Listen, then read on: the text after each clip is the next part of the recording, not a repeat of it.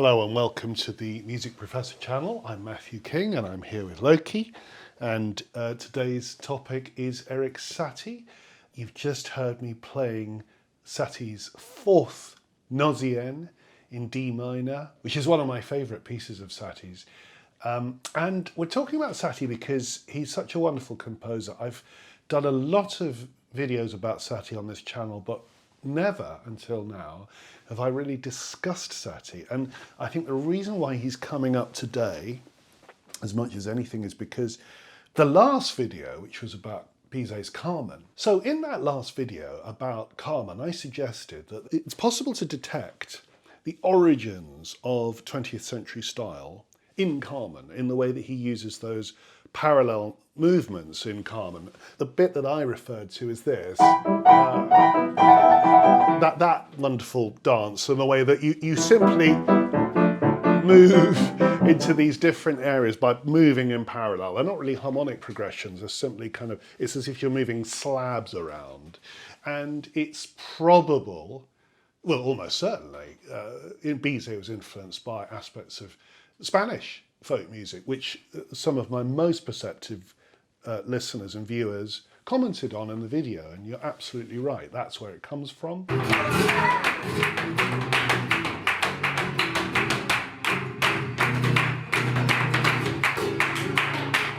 It influences that score, and then that score has this sort of enormous effect because it has huge worldwide influence on successive musical genres that occur, not just classical ones, but I think it influences the emergence of musicals and popular styles in the 20th century. Which curiously is one reason why Carmen is A, so popular, and B, so unpopular. Because it seems to be giving rise to, although it's a great opera, it seems to suggest popular idioms, which is kind of part of what makes it cool, I think. Anyway, let's step away from Carmen and go on to Satie.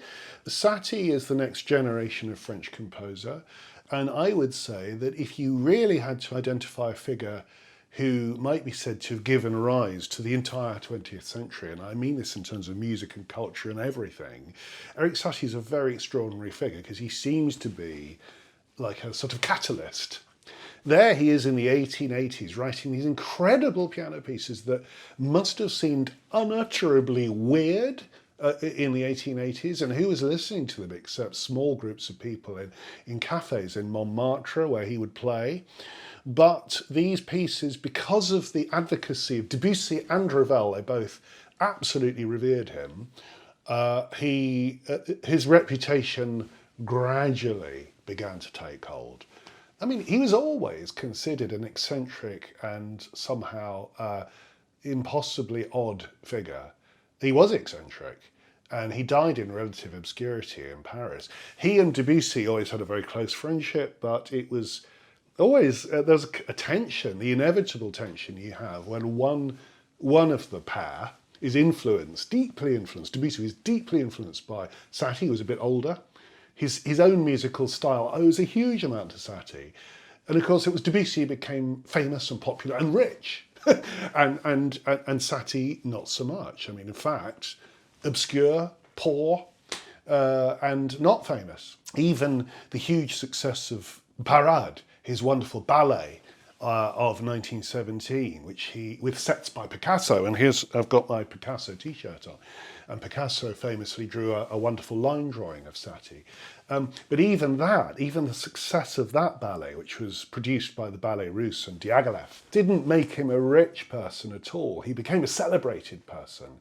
And at that stage in his career, he went on to influence the emergence of Surrealism. I mean, what an incredible, iconic figure he was, kind of giving birth to all these different artistic movements. But anyway, go back 20, 30 years earlier to the late 1880s, early 1890s, when Satie was writing these absolutely strange and wonderful piano pieces. And they give every impression of being improvisations, but they're actually much more complex and sophisticated than they seem.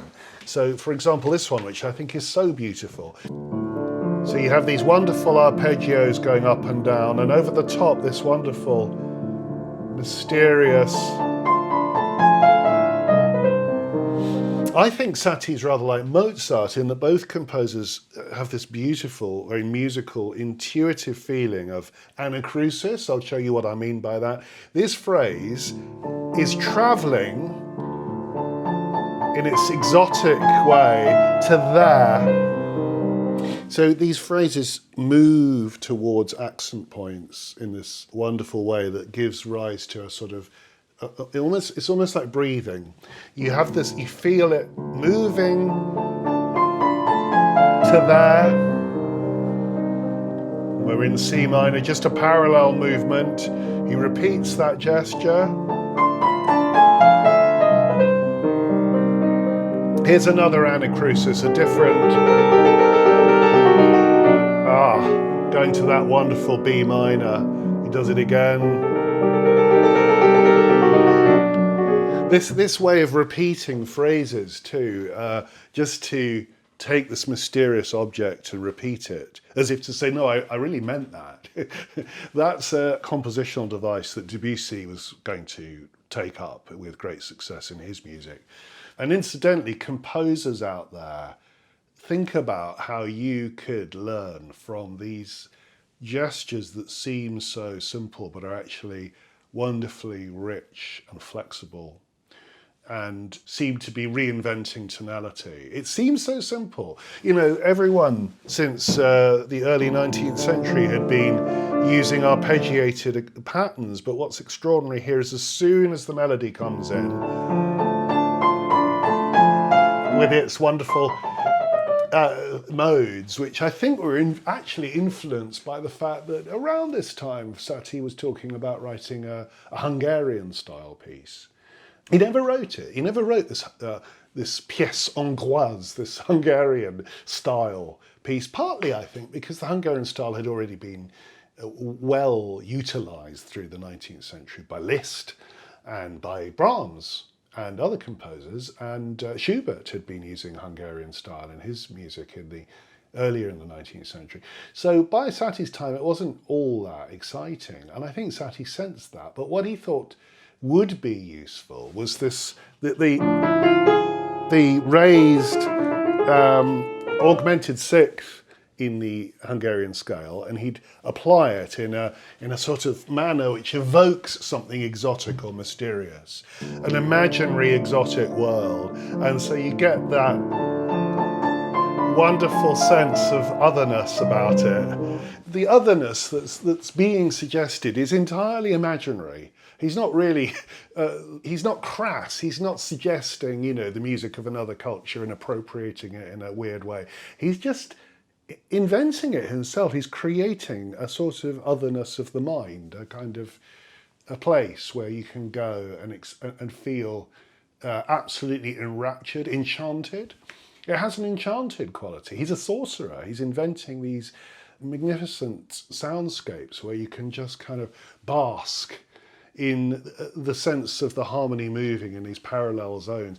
And it also feels like it's music that could go on forever. Satie knew this because he, around this time, wrote a bizarre piece called Vexations, which goes on for many hours. And in fact, we've done this on the channel. We've played Vexations. Check it out. It's an amazing video. Took a long time to edit. Thank you, Ian, for editing that video a couple of years ago. It's a great video. Watch it. And it has an awful lot of information about Satie presented at very slow speed. But anyway, back to the fourth Gnossienne. Yes, it's magnificent music. And it could, in theory, go on forever. And therefore, because it could go on forever, Satie does something absolutely marvellous at the end, which is it revolves around these 6 different parallel movements: D minor, C minor, and B minor with an added 6th. Wonderful. And then going up the other way, E minor, they're all minor, except for F sharp major, which he sometimes lands on. So for example, at the beginning, he starts the progression downwards, C minor, and then D minor, so there are your first 3 zones going downwards, and then the second 3 zones go the other way. So D minor again, and then he goes up to E minor, and then back to D minor, and then F sharp major just pops in like a little ray of sunshine. Magnificent. Now, he circles around these 8 regions, and then at the end, quite aware that this could literally go on forever, he just sticks in a chord. It's wonderful. It's a wonderful way to end. There's no rhetoric. There's no kind of Beethovenian dum bom bom cadences. There's no extended coda like Chopin would have done. There's simply a kind of stoppage. He just sticks this bizarre chord in, which happens to be E minor. It's absolutely subversive because, of course, the piece is in D minor, but we just have this, a single flash of F sharp,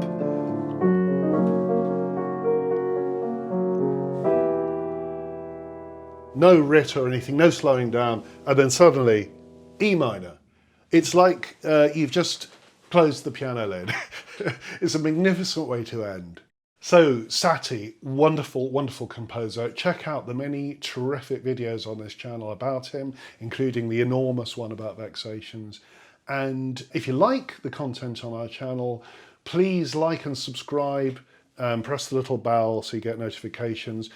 Don't forget to do the quizzes and interact. We always like some interaction. And consider donating, because we love your donations, and we have a wonderful loyal group of patrons, and we would love to have more. So if you want to become a patron, the details are below.